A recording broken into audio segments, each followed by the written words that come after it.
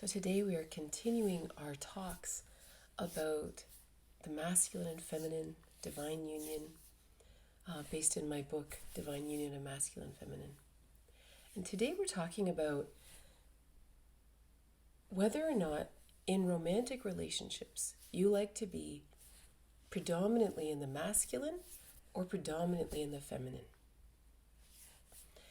And this is really interesting to me because in most of our life, like 90% of our life, we flow between the masculine and feminine in the interactions with other people.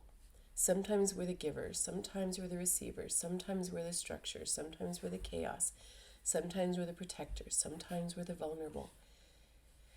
And we effortlessly flow back and forth depending on the situation, right? Because we flux and the people we love flux. And so we just shift depending on the situation. And it's really important most of the time to not get stuck in one polarity or the other, right? We don't always want to be masculine or always want to be feminine. We want to be perfectly balanced within ourselves. And then we get to have balanced relationships with all of our friends and family and our partners and our romantic partners. But within our romantic relationship, there is an opportunity to polarize and experience something bigger. Something bigger than you can experience with your friends, with family, with colleagues. There's a deeper intimacy that's possible.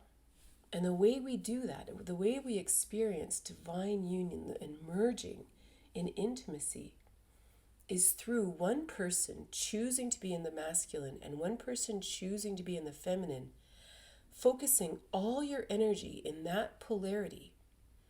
And then what happens is the more one person goes into the masculine, the more the other goes into the feminine. And this incredible passion and an almost electromagnetic energy forms between you. And it asks us to become bigger. It asks us to expand our own self. In our day-to-day life, there are times when we will expand because we've polarized. Maybe we've been the structure for someone who's struggling. Maybe we've gotten to give when someone needs something. But most of the time, in a healthy, balanced situation there, we're giving what we have to give. We're receiving what we need in the moment. It doesn't necessarily expand us. It doesn't necessarily make us bigger than when we started. But in intimacy, when we can fully polarize in this way, because of the passion, because of the erotic energy, something else kicks in. And suddenly, we want to go deeper. We want to go beyond what we already know. If you prefer to be in the masculine, suddenly you need to become more responsible. You have to have greater integrity because you are now becoming responsible for this other human who is in this merging journey with you. You have to really figure out what your desires are. What is the desire of the whole? It asks us to expand and become bigger in the masculine. When that happens, when their partner feels this masculine energy, this beautiful integrity, this amazing responsibility, that person feels it and their trust expands. When that trust expands, suddenly we have an opportunity in the feminine to go beyond what we normally would surrender to in life. We suddenly become more able to receive more. And that increased safe masculine asks us to drop a few more guards to the universe and release a few more concerns and a few more fears. And slowly our feminine opens and opens and opens. It's kind of like imagining, I don't know, a meadow that has been parched by the sun and it's kind of dying, but there's a little part in the middle that's green and has flowers.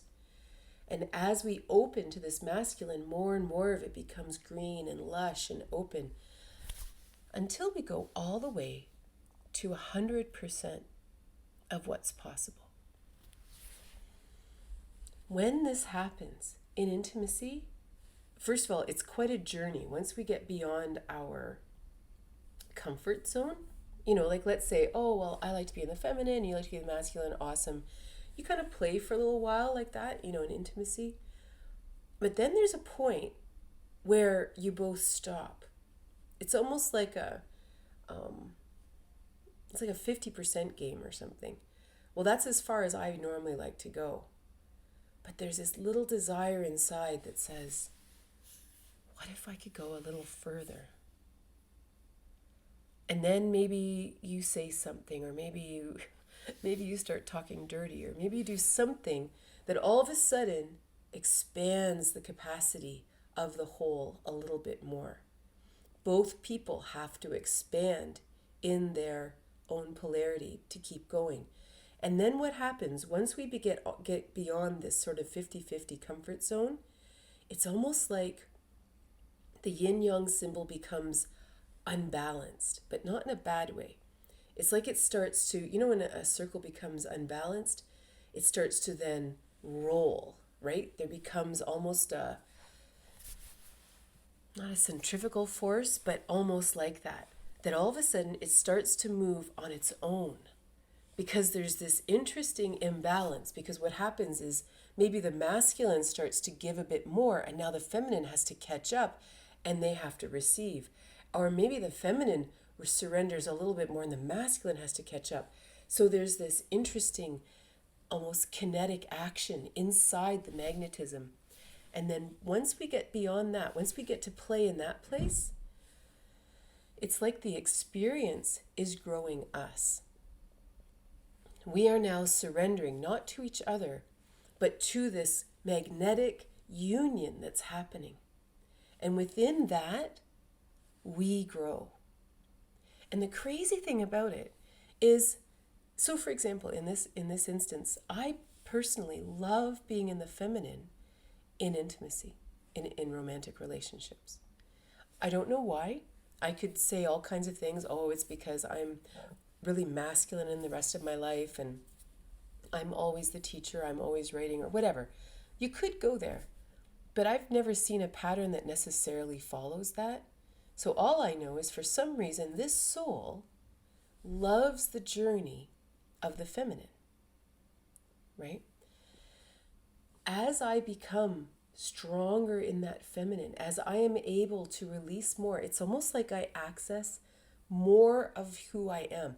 It's like I start expanding into the corners of my soul that I've never gotten to touch before. If you imagine your entire soul capacity, based on where we live, how we were raised, what we do for a living, how much time we have for introspection or personal growth, it's almost like we only ever access a fraction of our soul's potential. For me, it feels like all of a sudden expanding out, and I get to touch these other almost magical aspects of the soul, because it's not being run by my brain. This is now me in a state of surrender. And it's the same for the masculine. I remember one partner, we were playing in this masculine-feminine dynamic. And as I surrendered, and I said that to him, I said, wow, I feel so safe with you. I just completely want to surrender. And it was really interesting because later we talked about it and he said, it was so interesting. He said, because I've always wanted to be in the masculine. I've always wanted to really feel that. But suddenly being faced with you in full surrender, it actually wasn't just words anymore. I actually had to show up in a way for you because you were now completely open. And I had to actually gather together who I really was and my own integrity and all that, and the responsibility he now felt for the whole, because he was in the role of the masculine, in the role of the leader. And this isn't a power dynamic. This isn't a domination, submission thing or anything like that. This is just two people totally trusting each other. One person choosing to lead and one person choosing to follow, both of which, as one follows more, one leads more. As one leads more, one follows more. And together, you make the container bigger and bigger and bigger and bigger. One of the reasons, first of all, I love talking about this because I do believe it's an opportunity for all of us to grow personally. But I also believe that this is one of the number one things that happens in relationships, or doesn't happen in relationships, which causes the spark to go out, that causes the romance to leave. And it's almost like we're uncomfortable with this idea of polarization. You know, historically, women, especially in many parts of the world, especially in the West, women were less than men. It was taught to us by religion. It was taught to us by society. We couldn't vote. We couldn't buy cars. We couldn't have bank accounts. And so sometimes the idea of the masculine energy, whether that's a man or a woman, like this applies to all relationships. Male, female, it doesn't matter. Gender neutral, it doesn't matter. If you are in a relationship and you want to have romance, not everybody does, and that's really important to note. Some people simply seek companionship. They simply seek someone they love, they trust, and they just want to live with this person. They don't want the sparks. They don't want the romance. They don't want this passion. They don't want that. And so this doesn't apply to them. They're going to happily float back and forth like the greatest friends and that they've ever had. And that's beautiful, right? But if we desire this passion, the person in the feminine, male or female, doesn't matter, there's a real pushback in the idea of actually polarizing into the feminine and allowing this other person, historically, the power of the masculine. Because historically, the masculine equaled men. That's not what we're talking about.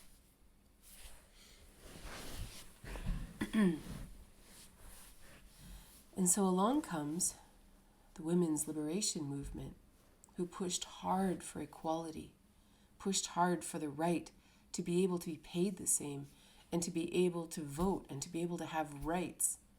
This was really important because we never should have been unequal.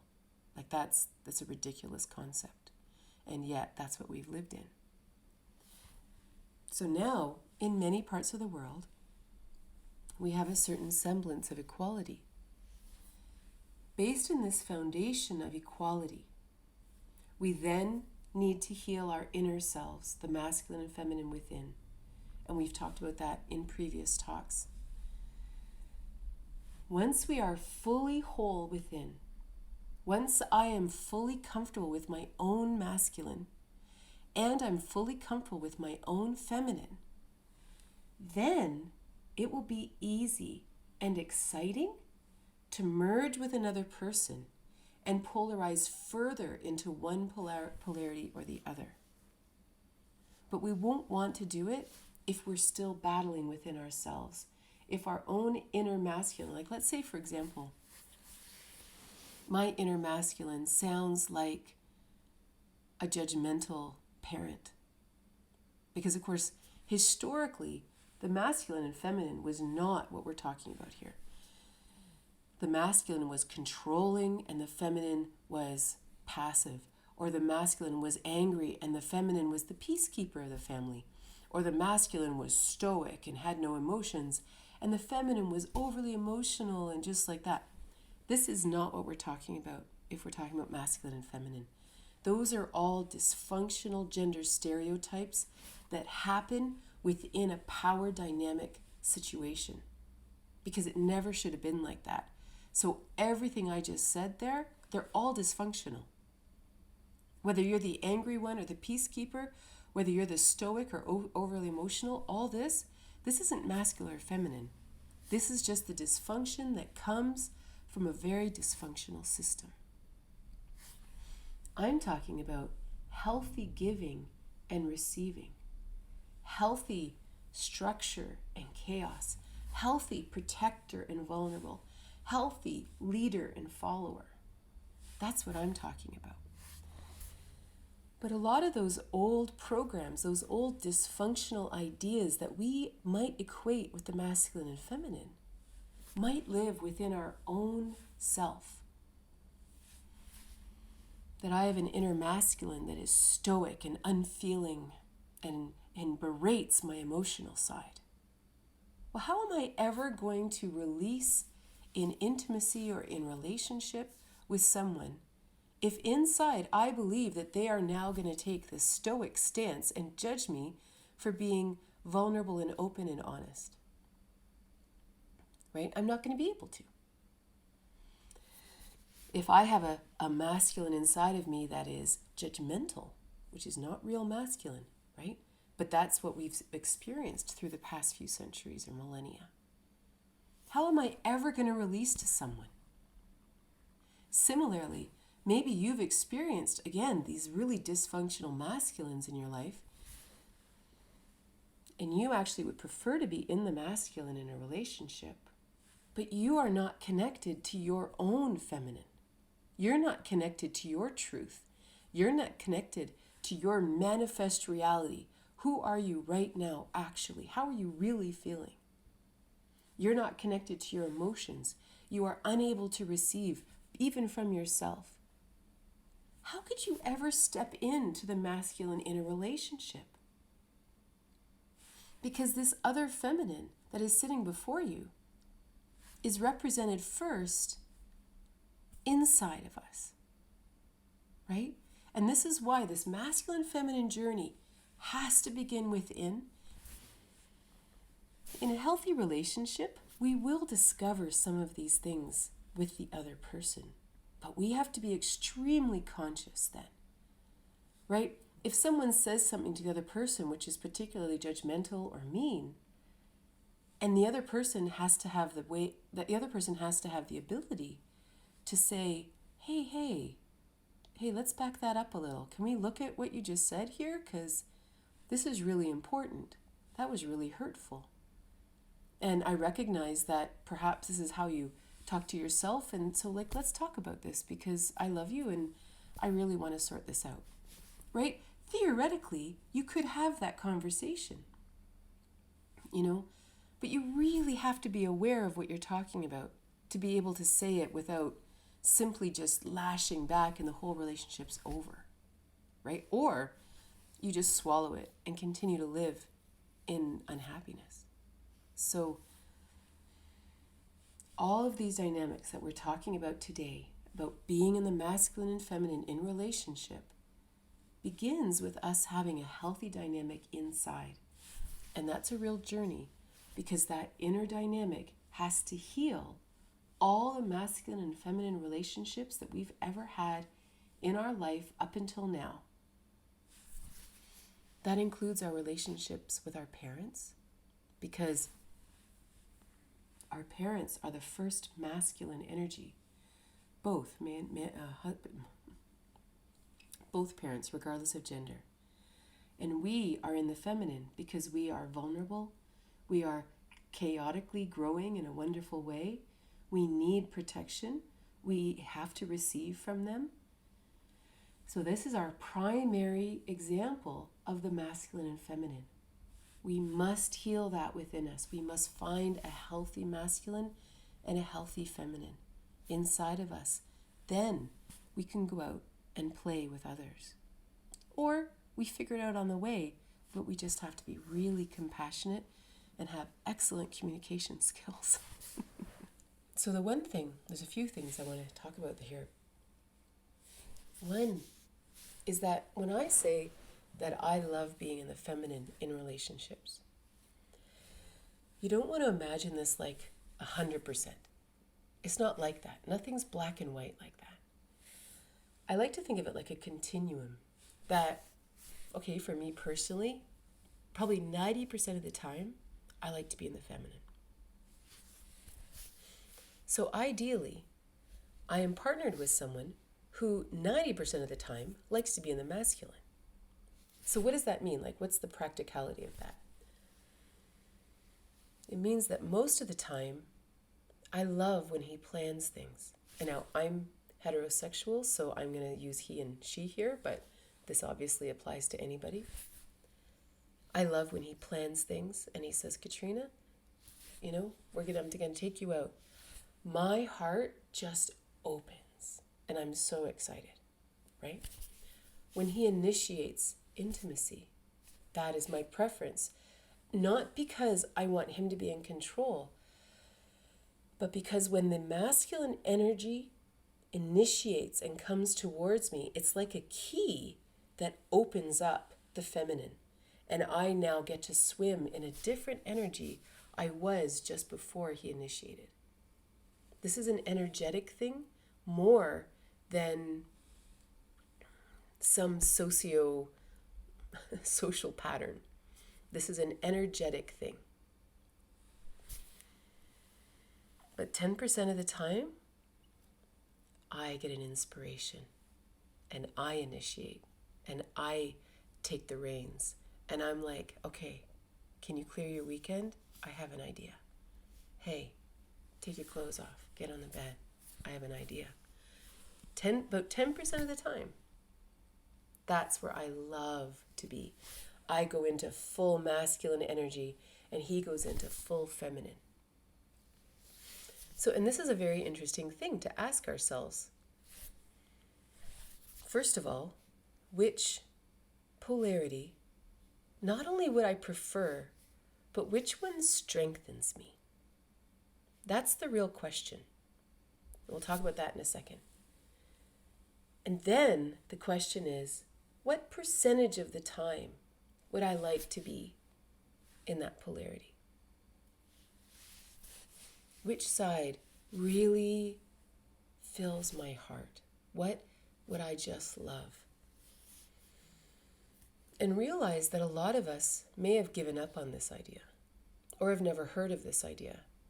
But maybe there was a time in your past when the romantic self was still alive, and that romantic self did desire this. It did desire to sweep someone off their feet or be swept off their feet. But then decades of life happen and relationships happen, and you slowly believe that it doesn't really happen. It's not really real. It's not feasible. It's not realistic. So imagine your dreaming self here, not the part of you that's actually lived through perhaps many difficult relationships or many safe relationships. So just in theory, just in your own self to note, what is your percentage? Now, in the land of which polarity strengthens you, this is a really important question. Because some people would say, I like being the masculine because I like being in control. That's not masculine. That's control. That just you're alone if that's it. If you just want to always be in control, there's no one else in this dynamic. You are you, and no one is allowed to tell you what to do. No one is allowed to make decisions for you. This is an adaptation from our childhood, from past lives, from all that kind of thing, right? I'm in control, that's it. Not masculine. That's the patriarchal. That's the patriarchy. That is something else. That is not masculine. That's a defense mechanism, right? Because if you say, no, I like to be in the masculine, this isn't control. Does that mean you like to initiate intimacy? Do you like to plan events for you and your partner? Do you like to be the one that's giving in lovemaking? That's masculine. And feminine isn't, I like to keep the peace and I'm always the one, I'm the loving one. That's not feminine. Feminine is, do you enjoy receiving? Do you enjoy being swept off your feet? Do you enjoy, the feminine masculine dynamic? That's what we have to think about here. So I see there's kind of like three different kinds of people. The first, in terms of which polarity strengthens you, the first person knows. They know, I love being the one who's in the masculine, in intimacy, in an intimate romantic relationship, not in life, not like I love to go and help at homeless shelters, I love to go read to the sea, not that. That's a completely different thing. I'm talking about in a romantic relationship. And you know, yeah, I'm the masculine partner for sure. And, or you're like, yeah, I definitely love to be in the feminine. Or I definitely would love to be in the feminine given the opportunity, right? Because perhaps we've never had the opportunity to be in a healthy dynamic before. For that person, it's easy.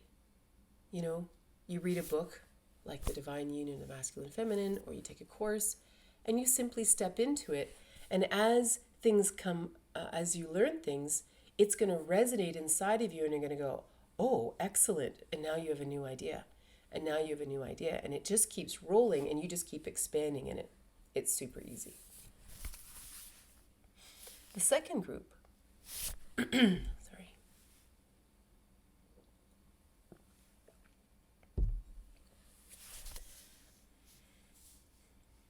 The second group, they know that they would rather be in the masculine or the feminine, but they have too many fears to step into it, right?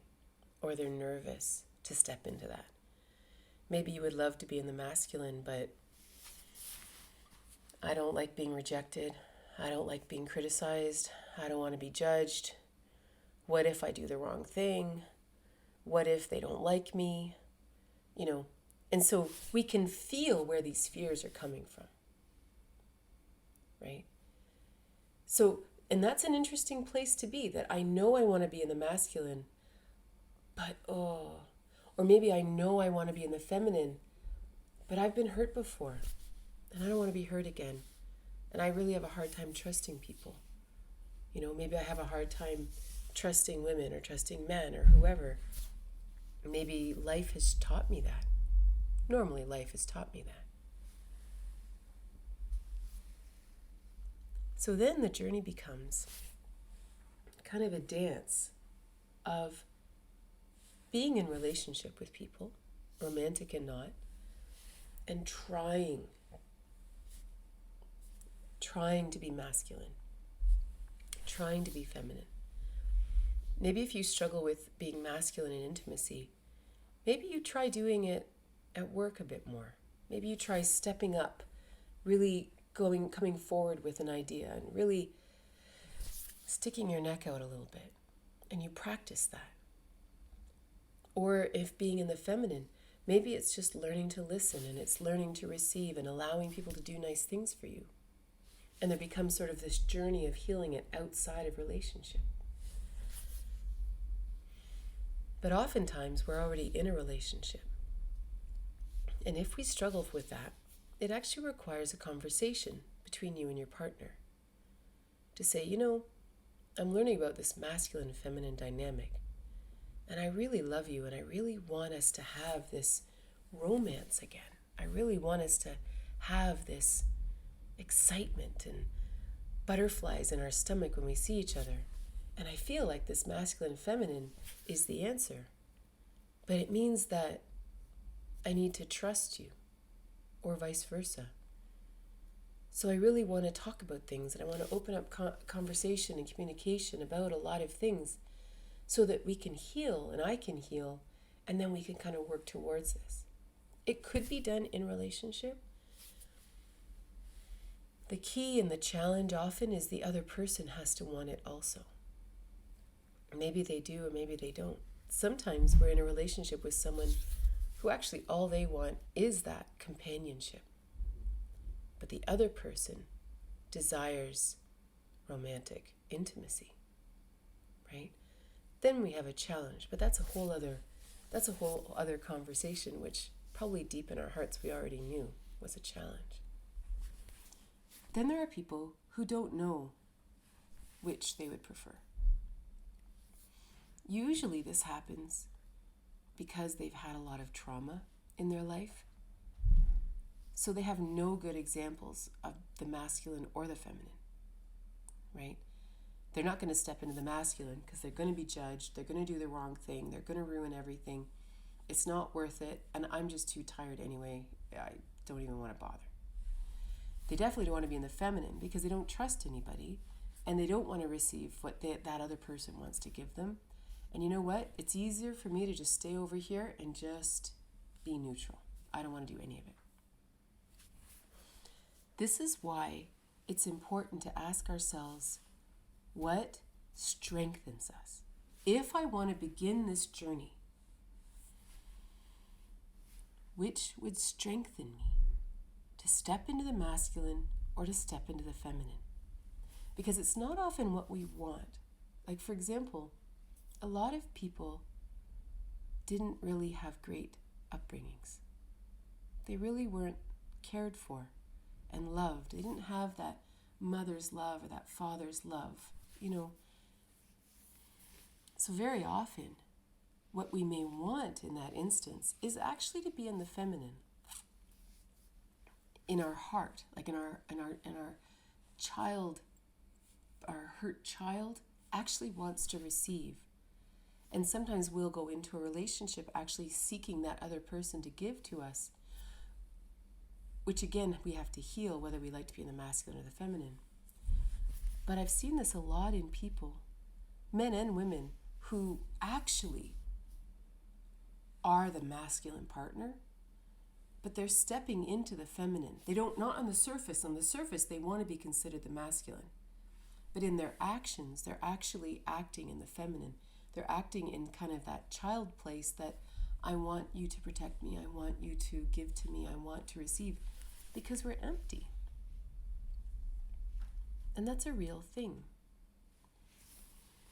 But the hard thing is no matter how many partners we have, they can never replace that lack of parenting as a child. It'll never work. That work has to come within. That loving self, that self-love, that caring, that nurturing, that all is inside of ourselves. That's us, our masculine side, becoming a healthy parent and giving to us. If we ask a romantic partner to give to us because we're hurting, because we hurt as a child, we will never get to experience this romantic, passionate, magnetic thing that we're talking about here. And so that's why it's interesting to ask ourselves, let's say I'm the controlling one, right? I'm in control, this is the way it is, and that's it, period.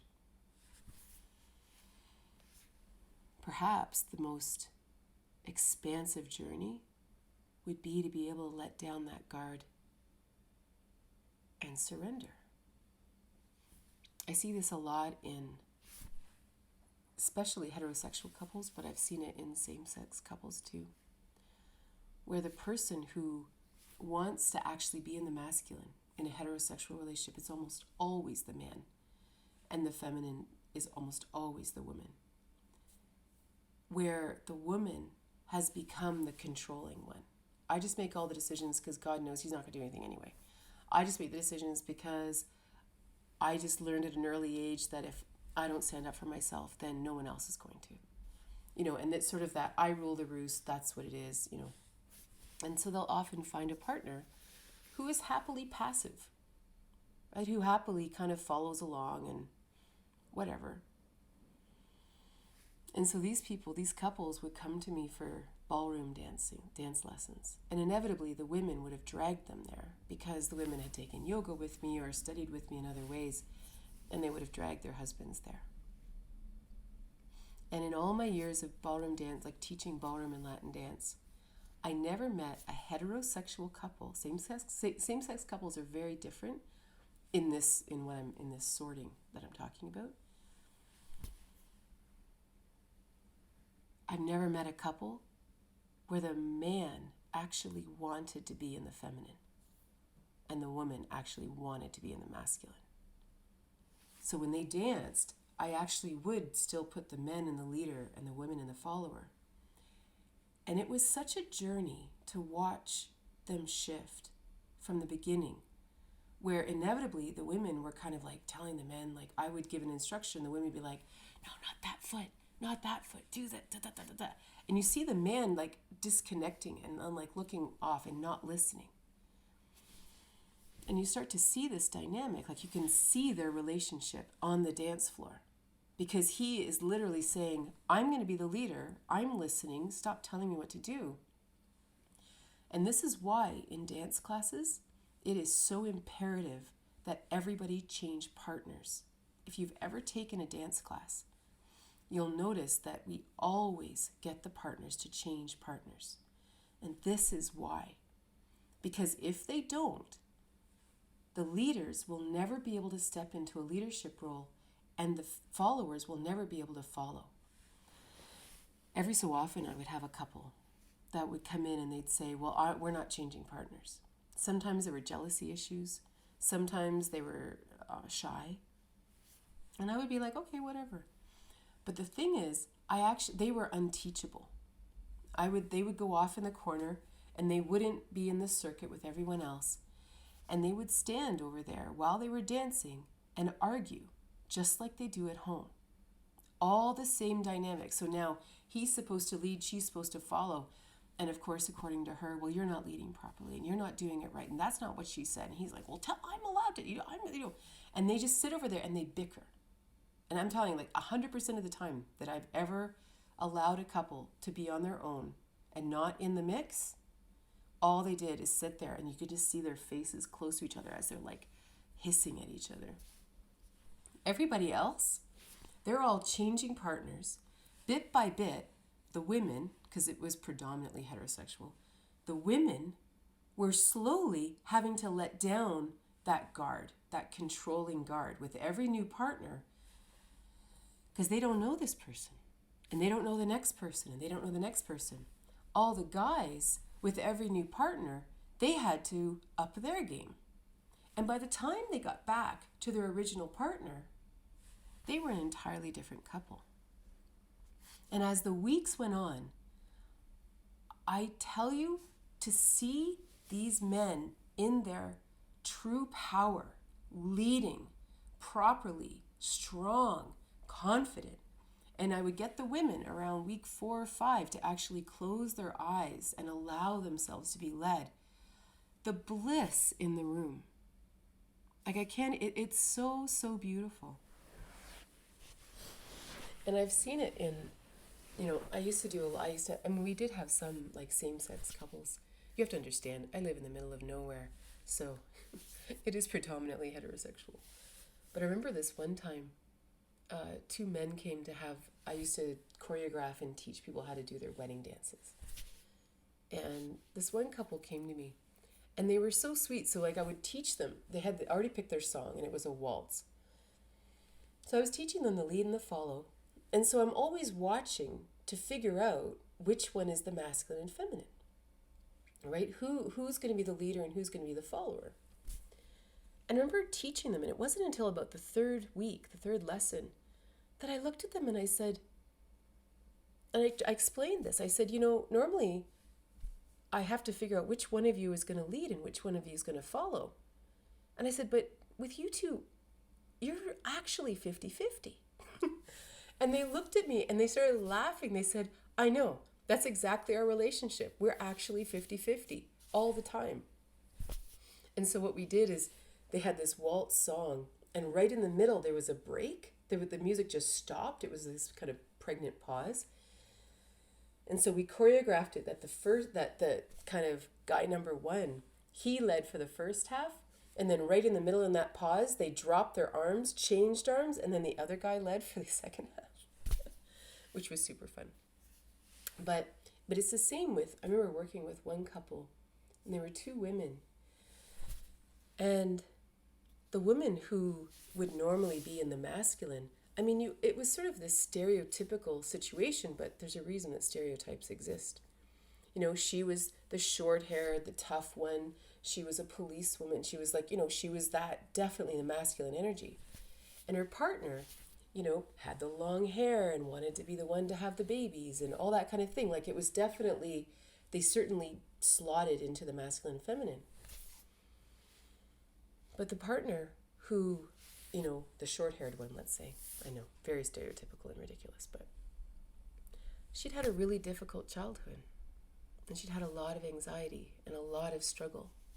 And so she had kind of withdrawn into her shell. And so wasn't leading at all.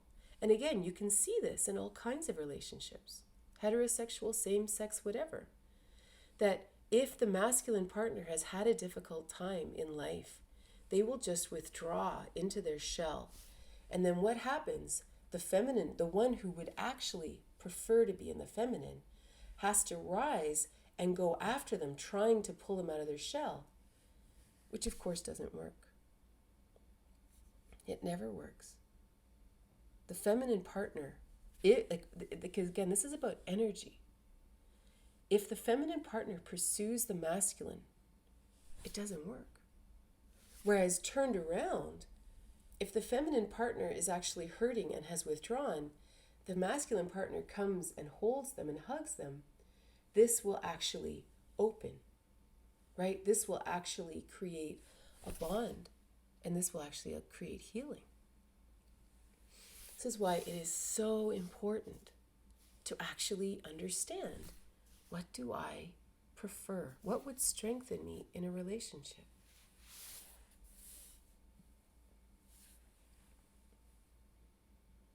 And kind of regardless of where we are right now, maybe we're in a relationship that is loving and kind, and we just needed to know this one thing to take it to the next level. Maybe we're in a difficult relationship, and we actually can see these dynamics playing out, but we're seeing them play out in separation. We're seeing forced giving and forced receiving and forced structure and insane chaos. Maybe we're seeing all that, and we can look at that and we say, wow, we really need to work on our communication. We really need to look at why we're in a relationship right now. Why are we doing this? Because again, this dynamic doesn't work in an unhealthy relationship. If we don't have trust, we can't read each other, we can't surrender to each other, we certainly can't surrender to the whole, right? Or maybe you're in a long-term relationship where you've always wanted this, but you didn't understand exactly what was missing.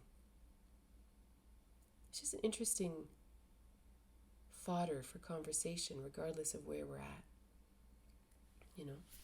Or maybe we're single, and we slowly get to understand, wow, this is what I've been looking for.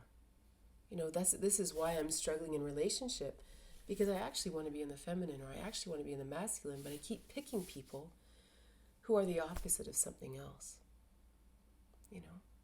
So, yeah, I love this topic. I'm going to put my glasses on, and if you have any questions, I would love to answer them. How do I shift personally? I would like to make my own choices. Sometimes being feminine doesn't allow for that. So I'm really glad you asked me that, because this masculine-feminine dynamic in relationships only applies to the erotic aspect of your relationship. It only applies to the romantic, intimate part. It has nothing to do with life choices. It has nothing to do with work. It has nothing to do with anything else. We are whole beings. Even if you are living with someone, if you're married, if you're in a long-term relationship, 90% of the decisions that you're going to make, there's no masculine feminine here. You're going to default to whoever knows more about it or whatever, or who's more interested in it, whatever. This dynamic is only in our erotic connection, only in the romantic part. That's where those sparks are. So you always have the autonomy to make all the choices you need.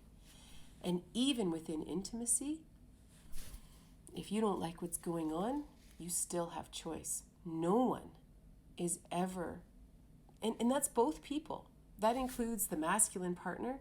The masculine partner does not have to do everything the feminine partner wants.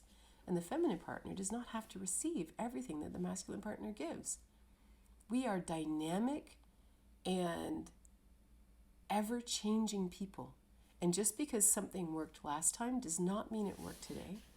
We have to stay alive. We have to stay aware.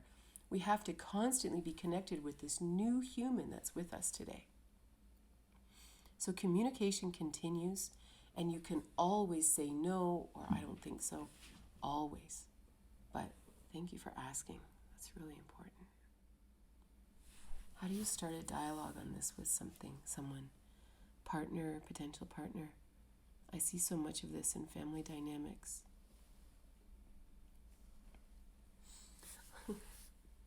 So for me, this was almost one of the first things I would ever say to someone. Well, actually, no, it would begin before that. I wrote a book called Tales of the Tinderverse. And it was my journey on Tinder to find a masculine partner. Because it's the only thing I'm interested in. I have lots of friends and I'm masculine all day long in life. This was all I was desiring. So I wrote this book. And I talk about that. I talk about how to tell if someone's masculine right off the pop. And first of all, you know, especially if it's a dating app, whether they message first, whether they carry the conversation, whether they plan to meet. Like, this isn't just some social thing. Someone who likes to be in the masculine will always do that. That's just all it is. If they aren't doing it and they're hurt or whatever, well, then they're hurt right now. And maybe you really don't want to play there anyway. But someone who loves to be in the masculine will do that.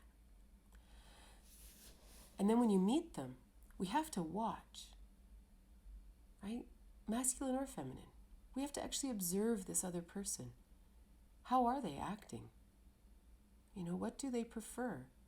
Instead of projecting what we want them to want on top of them. And then once, let's say you are on a date, and inevitably people ask things like, so what are you looking for in a relationship? And to actually say, well, and I would say this to every guy I dated. I'm looking for someone who loves to be in the masculine so I can play and explore the masculine-feminine dynamic. And normally the second question is, what does that mean? Right? And then you have a conversation. But that's been the foundation of every relationship I've had since I have been single. So, and for anyone who's new, I became single 10 years ago. I was married for 20 years, and then I was single. My journey into the Tinderverse. Sorry, I'm going to back up. When he is in the cave, how can we help? My first response is, you can't. You just have to go on with your life and live and not coddle him and not try to bring him out. Because he has withdrawn, and that's his choice. And if that's how he's choosing to be in the relationship, then that is his choice. If you're worried that this could end the relationship because you actually want to relate with him and you actually want to have intimacy and you want to have romance, then you need to find a way to open communication about that. And say, I understand that you need time alone and you need this cave time, but I'm not sure what's left in our relationship then. You know, I'm not sure, like, are we romantic partners? Are we siblings? Are we friends? I don't know what we are anymore. And I need to know what you want. Because if you want to just be companions, I'm not so sure that's what I want. Because at some point, especially if you want him to be in the masculine and you want him to start pursuing you and doing all these things, It has to come from him. The decision has to come from him, or else it won't be real. So it requires you to be in the true feminine and state your truth, state your reality, and then you sit still and you live your life. You don't pursue him. You don't go into the masculine. You just be you and go on with your life. If he doesn't choose to come out of the cave, then he's made his choice and you can make your choices, right? If he does come out of the cave, then you get to start playing and you get to start having different dialogue and you get to open things up. But the key is to stay in the feminine. Do not pursue him. Do not fix him. Do not give him whatever he wants. We can't do that because you're just in the masculine and you're making it worse. If you want it to flip, then you have to be in the feminine and you just have to state your truth and then he will choose. I miss the feminine. Honestly, I've shamed myself for expecting pursuit, right? I mean, if someone doesn't pursue you, what is like that? The pursuit is that's the foundation of all romance, right? If you want to have a romantic relationship for the rest of your life, the masculine must pursue the feminine. That's how it works. The masculine is the energy. And when the masculine pursues the feminine, the feminine energy opens in a way that's magical. It's like it lights the room up, and now everyone swirls in this magical energy. I don't know if my percentages work with my partner. I see them rise up in their masculine with other women who are more feminine than me. So it makes me feel like I'm not bringing out the masculinity of my partner. See, and that's where I think it's really cool to talk about it. Like to actually talk about this masculine and feminine relationship. Right? In my relationship, we talk about this all the time. Like we talk about it. We talk about the masculine feminine dynamic and it's fun. It's fun to explore it together. And to clarify things and to understand things and to learn more nuances. Right? That's what I would just do. Just talk about it, and especially within this context, right? That the masculine gives to the feminine, the masculine protects, the masculine is structure. Like it has to be within the right context. It can't be the whole stoic emotional stuff. It can't be that old stuff. I used to dress up in lingerie to role play like we're on a date. I mean, when the grandkids aren't home. But he wants nothing to do with all of that. Down to business is his thing. Mine is more the leading up to it and closeness, more than the actual act. It pretty much would ruin the evening. I don't dress up anymore, but maybe I might try again. So here's the thing. Here's the thing about being pursued by your partner. In the animal kingdom, if one animal pursues the other with the desire for copulation, if they don't do it right, the feminine says no. Right? If what they're doing doesn't make you aroused and it doesn't turn you on, then the answer is no. And it's a very interesting thing to sit in your feminine. You are to be pursued. And if they pursue you, but it doesn't actually open you up, it doesn't actually put you in the mood, it doesn't make you feel loved and honored and cherished, then the answer is no. And it's actually on the masculine partner to change their game. If their desire is union, then how they pursue you is based on you. If their desire is to simply just have some something, then that's all they want anyway. And don't get me wrong, I understand what it is to be in a long relationship with that kind of dynamic, Because sometimes you just want anything. I get it. But it isn't up to them. It doesn't have to go their way because they're in control. And the feminine isn't supposed to lure the masculine, right? It feels terrible. It feels terrible to have to dress up to get their attention. They should be pursuing us anyway.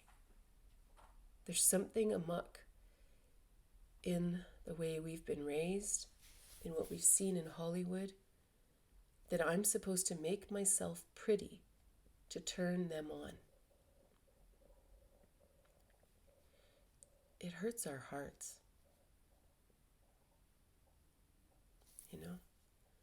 It's not good for them either. It doesn't strengthen them, right? What strengthens them? That doesn't strengthen them. That just panders to them. Strengthening them would ask them to actually engage. So thank you so much for being here. I hope you have a wonderful day.